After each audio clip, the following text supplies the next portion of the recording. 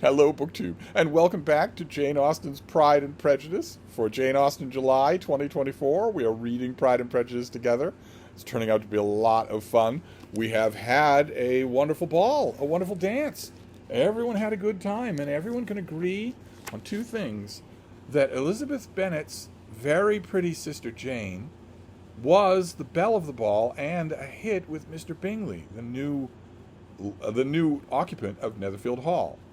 That's one thing that everybody can agree on, is that Jane had a wonderful night. He danced with her twice, and was clearly smitten with her as she was with him.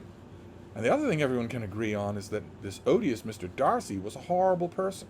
Might be wealthy, might be attractive, but no one liked him.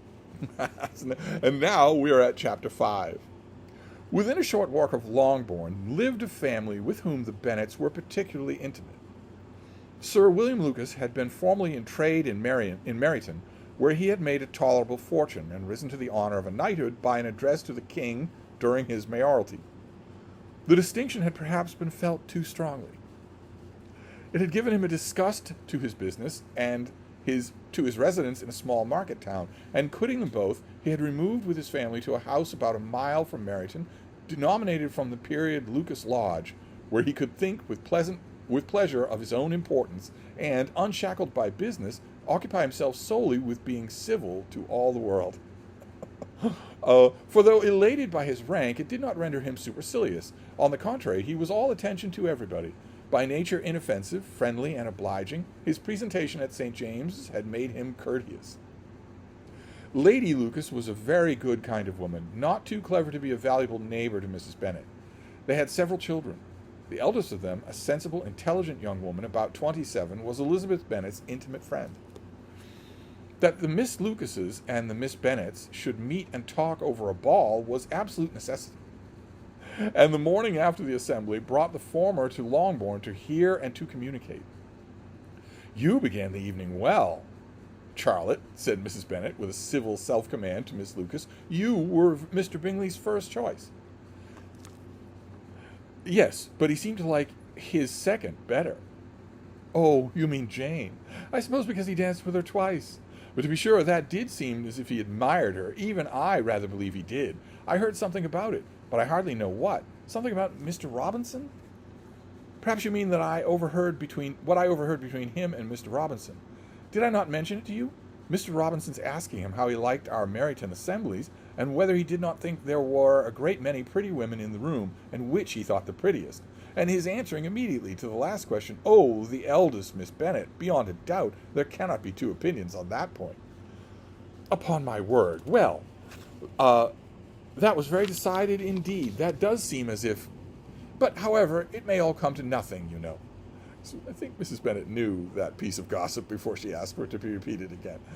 "My overhearings were more to the purpose than yours, Eliza," said Charlotte. "Mr. Darcy is not so well worth listening to as his friend, is he? Poor Eliza, to be only just tolerable."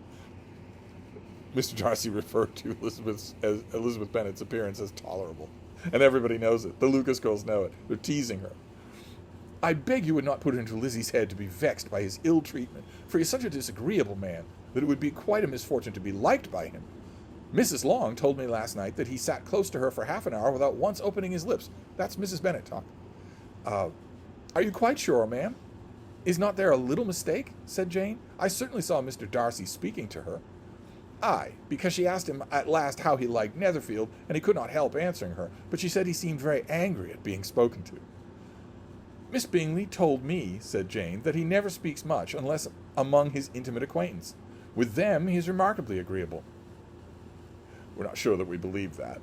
But Jane is the soul of kindness to everyone, as we learned last time. "I do not believe a word of it, my dear. If he had been so very agreeable, he would have talked to Mrs. Long. But I can guess how it was. Everybody says that he is ate up with pride, and I dare say he had heard somehow that Mrs. Long does not keep a carriage, and had to come to the ball in a hack chaise." "I do not mind his talking to Mrs. Long," said Miss Lucas, "but I wish he had danced with Eliza." "Another time, Lizzie," said her mother. "I would not dance with him if I were you." "I believe, ma'am, I may safely promise you never to dance with him." "You're wrong about that, Elizabeth. His pride, said Miss Lucas, does not offend me so much as pride often does, because there is an excuse for it. One cannot wonder that so very fine a young man, with family, fortune, and everything in his favor, should think highly of himself. If I may so express it, he has a right to be proud. This is very true, replied Elizabeth, and I could easily forgive his pride if he had not mortified mine. But someone's talking about pride, someone's talking about a philosophical subject, so naturally bookish Mary is going to pipe up with her learning from her books. Pride, observed Mary, who piqued herself upon the solidity of her reflections, is a very common failing, I believe. By all that I have ever read, I am convinced that it is very common indeed, that human nature is particularly prone to it, that there are very few of us who do not cherish a feeling of self-complacency on a score of some quality or other, real or imaginary. Vanity and pride are different things, though the words are often used synonymously. A person may be proud without being vain. Pride relates more to our opinions of ourselves, vanity to what we would have others think of us. If I were as rich as Mr. Darcy, see, the Lucas boy just ignores her. Everybody's just ignores her. If I were as rich as Mr. Darcy, cried a young Lucas, who came with his sisters, I should not care how proud I was. I would keep a pack of foxhounds and drink a bottle of wine every day. Then you would drink a great deal more than you ought, said Mrs. Bennet, and if I were to see you at it, I should take away your bottle directly. The boy protested that she should not, and she continued to declare that she would, and the argument ended only with the visit. That ends the chapter. I want to point out something here. I promise I won't hit this note.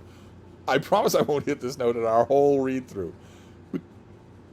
The narrator calls that exchange an argument. Does it sound like an argument to you? Or does it sound like people joshing each other? Does it sound like all of this is done in fun? Mrs. Bennet is defending Elizabeth. She's telling Elizabeth, don't be upset. You'd be wrong if he did dance with you. Don't be upset about this. If she were the heartless termagant who only cared about advancing her daughters in the world and getting them dowries, she wouldn't act this way. The interchange between her and the little Lucas boy, his suggestion is absurd in the way that little boys make absurd suggestions, and it sounds like she's having fun. It sounds like they're all having fun. The last line, the boy protested that he should not. She continued to declare that she would, and the argument ended only with the visit. Why is it an argument? I picture this as just having the whole room laughing. It's the narrator who tells us that it's an argument. But anyway, I won't continue to harp on this. I just want you to be aware of it, that's all. I think the narrator of this story is probably the last person who should be telling it. I'd rather that one of the Lucas girls told us the story of what happened that year that Mr. Bingley took Netherfield Hall. But anyway, we're going to move on next time because now we've had a bit of gossip about the ball. I'll see you then. Thank you, BookTube.